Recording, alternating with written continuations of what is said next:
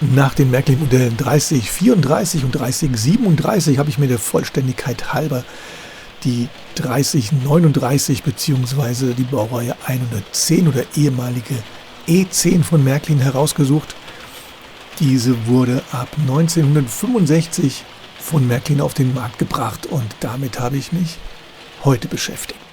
Ich habe das Katalogbild aus dem 1965er Katalog als die Lokomotive bzw. das Modell von Märklin damals neu eingeführt wurde unter der E10 238.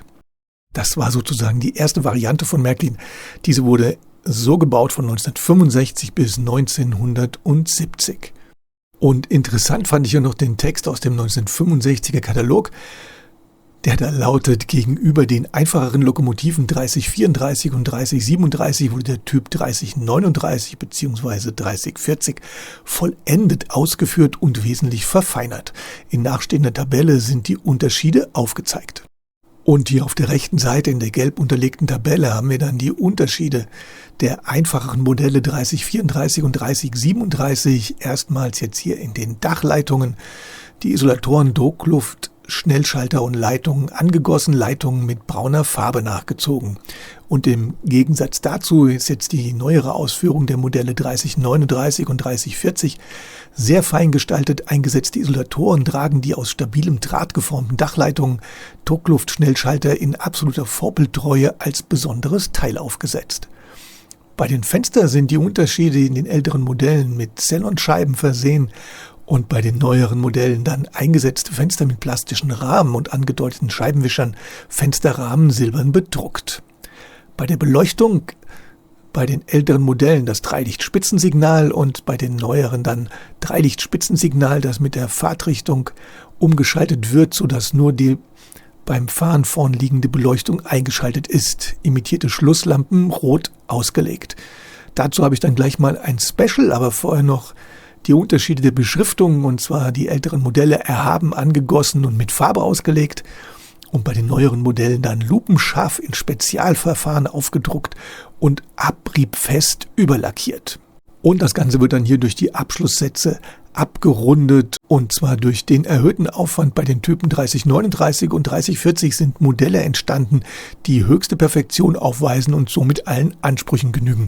Das Ganze bezieht sich natürlich auf die Ausführung von 1965. Unten wird nochmal darauf hingewiesen, bezüglich Fahreigenschaften, Laufleistung und Lebensdauer bestehen keine Unterschiede zwischen den 4 oben genannten Lokomotiven. Und ich denke, das kann jeder bestätigen, der diese Lokomotiven mal auf seiner Anlage hat, dass man da wirklich keinen Unterschied bemerkt.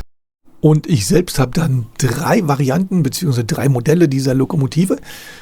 Und da ist es dann allerdings so, bezogen auf das mit den Fahrtrichtungen umschaltende Spitzenlicht, dass ich hier ein Modell habe, das definitiv beide Lampen gleichzeitig leuchtend hat. Ich habe immer das Gehäuse abgenommen, um euch das zu demonstrieren. Die Lokomotive sieht innen eigentlich aus, als hätte da niemand groß dran rumgebastelt. Sieht richtig ordentlich und gut aus. Ihr könnt hier allerdings sehen, dass beide Lampen gleichzeitig leuchten und auch beim Umschalten gleichzeitig aufblitzen. Deswegen meine Frage, hat hier vielleicht doch jemand dran rumgelötet oder dran rumgebastelt? Oder habt ihr auch ein Modell, bei dem das gar nicht zutrifft? Oder gab es hier vielleicht von Märklin dann nachher doch unterschiedliche Ausführungen? Wenn ihr da mehr wisst, dann wäre es schön, wenn ihr es in die Kommentare schreibt. Die andere Lokomotive habe ich nicht aufgemacht. Die analoge, denn die ist definitiv verbastelt. Da ist drin rumgebastelt worden. Die entspricht nicht dem Original. Und mein drittes Modell ist digital.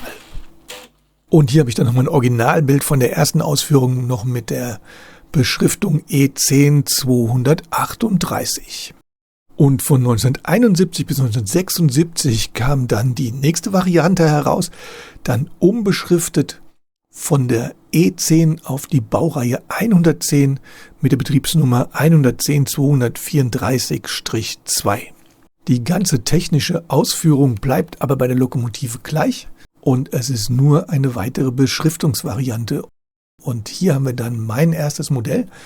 Und das ist dann die zweite Variante, die von 1971 bis 1976 gebaut wurde. Zu erkennen an der vernickelten Ausführung der Dachstromabnehmer. Ich hätte immer gesagt versilbert, aber laut Koll sind diese Dachstromabnehmer wohl vernickelt. Und die dritte Variante unterscheidet sich dann nur durch andere Dachstromabnehmer. Wir bleiben wieder bei der Baureihenbezeichnung 110 234-3, haben jetzt aber brünierte Dachstromabnehmer und so wurde die Lokomotive wohl von 1974 bis 1978 produziert. Wir haben hier immer braune Isolatoren und es soll dann eine 4. Variante gegeben haben mit der nächsten Version der Dachstromabnehmer und da sollen die Isolatoren dann wohl in grün ausgeführt sein. Davon habe ich allerdings kein Bild gefunden. Und hier habe ich die Lokomotiven nochmal hintereinander stehen. Vorne nochmal die neuere Variante der Dachstromabnehmer und hinten die ältere Variante. Damit kann man das, glaube ich, ganz gut erkennen. Ja, und damit sind wir diesmal schon durch. Märklin hat ja nicht allzu viele Varianten herausgebracht. Die Lokomotive wurde also von 1965 bis 1991 produziert in 2 Beschriftungsvarianten und die restlichen Varianten sind nur zu unterscheiden durch die Dachstromabnehmer. Dann gab es aber natürlich von Märklin noch weitere Modelle der Baureihe 110. Allerdings habe ich jetzt hier mal ein Vergleichsfoto, links noch die 3039 und rechts die neueren Varianten.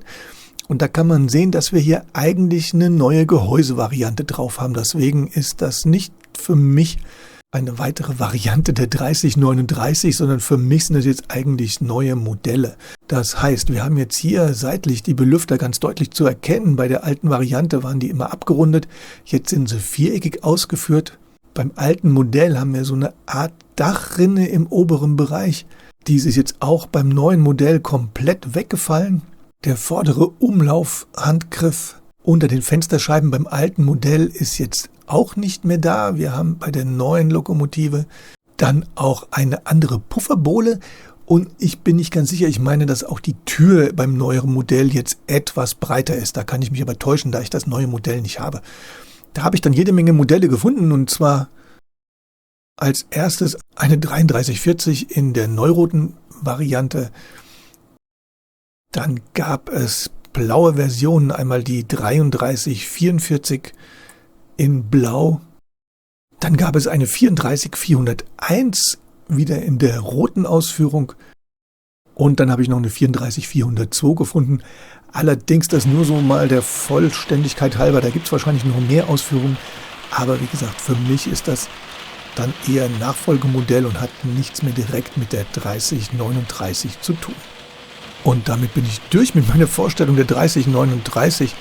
Allzu viele Varianten, wie gesagt, gab es hier nicht.